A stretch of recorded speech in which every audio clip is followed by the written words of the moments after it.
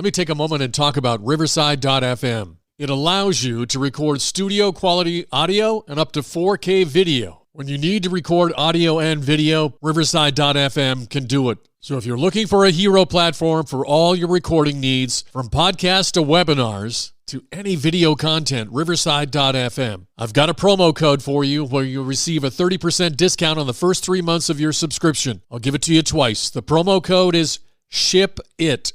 All one word, SHIPIT, and you'll pick up a 30% discount on your first 3 months of your subscription. Riverside.fm. In this part 25 of the Football History Rewind, we get into the year of 1907, and we talk a lot about Walter Camp, the main innovator of the game of football, and how he had to sort of change some of his earlier thoughts to help reform the game and make it even better. We'll see how he did this in just a moment. This is the Pigskin Daily History Dispatch, a podcast that covers the anniversaries of American football events throughout history on a day-to-day basis. Your host, Darren Hayes, is podcasting from America's North Shore to bring you the memories of the gridiron, one day at a time. So as we come out of the tunnel of the Sports History Network, let's take the field and go no huddle through the portal of positive gridiron history with pigskindispatch.com. This podcast is part of the Sports History Network, your headquarters for the yesteryear of your favorite sport. You can learn more at sportshistorynetwork.com. Hello, my football friends. This is Darren Hayes of pigskindispatch.com. Welcome once again to the Pigpen, your portal to positive football history. And we are here in our 25th edition of the Football History Rewind, and it takes us up to the year of 1906 and 1907. In the past few editions of this series have focused on very important reforms made to the game in early 1906 by a group of football minds that would eventually become known as the NCAA. And the changes were necessary as the game itself was in jeopardy of extinction, as many wanted the dangerous athletic spectacle banned. While some changes previously discussed were the adoption of a rudimentary style of forward pass, the reduction of regulation game times from 2 30-minute halves, as well as countless other small changes in officiating duties and the like. And we failed to mention in our last edition that Mr. John Heisman helped initiate the idea of the forward pass after he saw it run illegally about a decade earlier. Thought maybe it would be a pretty good idea to help loosen up the game. Well, one of the most important changes to help tame the mass grouping plays that seemed to cause the most injuries came from a proposal from our hero, Walter Camp. Walter Camp, as we have seen, not only was a great player and a coach, but he was an innovator in the realm of football. Ironically, one of Camp's earlier innovations created the most likely contributor to the unaccepted brutality of the game, the mass momentum play. Now, Camp had recognized that when he promoted reform in the 1800s to create a system whereby the offenses need to go at least 5 yards in 3 plays to prevent boring ball control style of games, he had created another problematic flaw in the game. Teams could simply ramrod runners into heavily defended lines by pounding a mass of humanity against each other.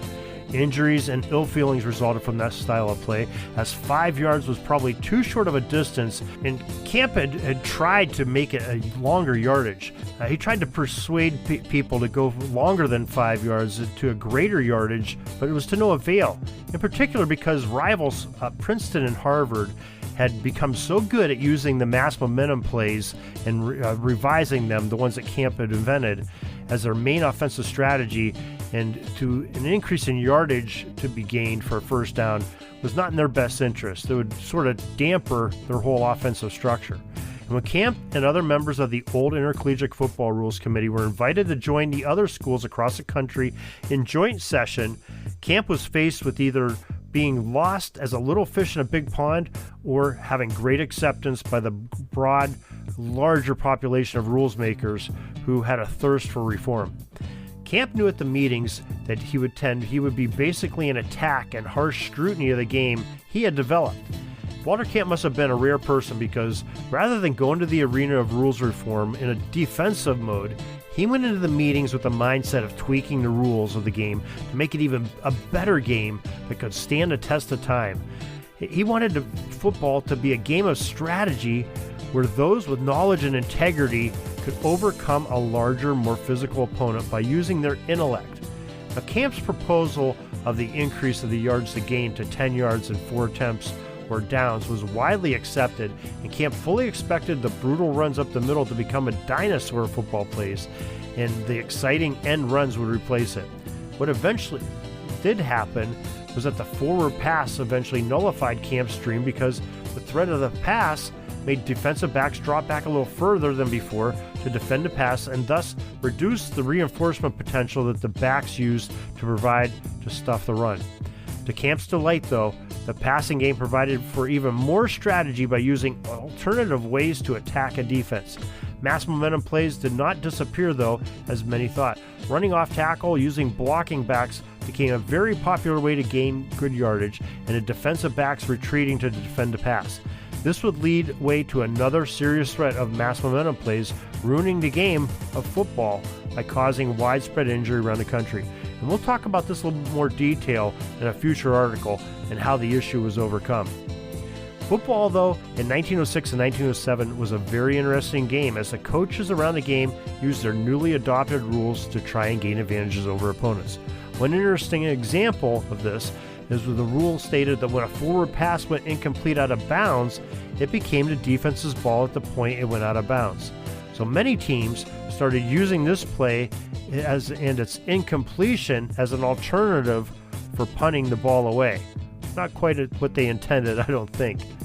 Well, the college national champions of 1907 were, real close to Walter Camp's heart, the Yale Bulldogs. They were unbeaten with a record of 10-0-1, and they had the best record by far.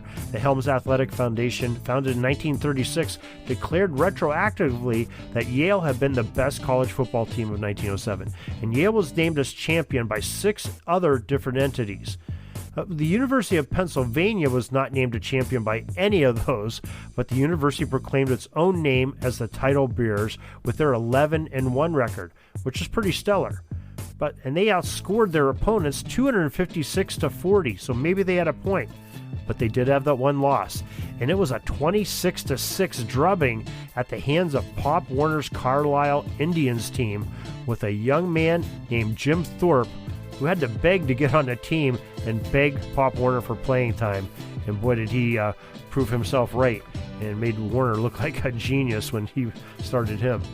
Now, the professional football's top team in 1907, it was kind of an odd thing, because you remember we had the scandal in 1906 between Canton and Massillon, and it sort of weakened Ohio professional football. I mean, Canton really didn't have much of a team at all. They were even considered semi-pro, and many of the teams were.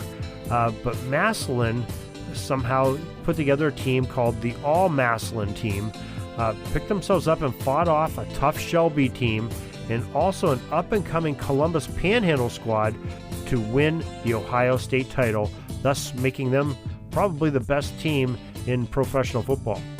Now, please look back to our next chapter in football history in this series as we'll discuss some of our later revisions of the rules that were made. The forward pass of 1906 more closely resemble what we see in today's game. And we learned a lot from Park H. Davis, the great historian, in his book from 1911, Football, the Intercollegiate Game, as well as some other great pieces of information we gathered from Timothy P. Brown's book, how football became football, and some other great resources, American Football Database, Wikipedia, and others, for some great information that we got. So we hope you enjoyed this. Hope you'll listen again to our Football History Rewind next time, and listen to Pigskin Dispatch podcast each and every day. We have a great history of football every day. We also have our website, pigskindispatch.com, and sportsjerseydispatch.com has some great sports history, along with we're partners in the sportshistorynetwork.com, where we have some great podcasters talking about great sports history with some awesome guests. So make sure you check out those, and till tomorrow, everybody, have a great Gridiron Day. Peeking up at the clock, the time's running down. We're going to go into victory formation, take a knee, and let this baby run out. Thanks for joining us. We'll see you back tomorrow for the next podcast. we invite you to check out our website, pigskindispatch.com, not only to see the daily football history, but to experience positive football with our many articles on the good people of the game, as well as our own football comic strip, Cleat Marks Comics. Pigskindispatch.com is also on social media outlets, Facebook, Twitter, Instagram, and don't forget the Pigskin Dispatch YouTube channel to get all of your positive football news and history. Special thanks to the talents of Mike and Jean Monroe, as well as Jason Neff for letting us use their music during our podcast. This podcast is part of the Sports History Network, your headquarters for the yesteryear of your favorite sport. You can learn more at sportshistorynetwork.com. Are you having a hard time figuring out what to get Dad for Father's Day? You should check out Row 1 Brand's Vintage Pictorum Gallery. They have America's best sports art. With over 7,200 historic sports prints, you're assured to find something unique for Dad this Father's Day. Instead of a boring old tie, get him a historic baseball photo taken by Henry High Sandom at the historic Polo Grounds Stadium in New York City during the 1894 Temple Cup. Or, if he's an NFL buff, check out the 1963 vintage NFL poster. These are so good looking that you'll be amazed how they turn out. Shop now at sportshistorynetwork.com/row1 and save 15% off your order.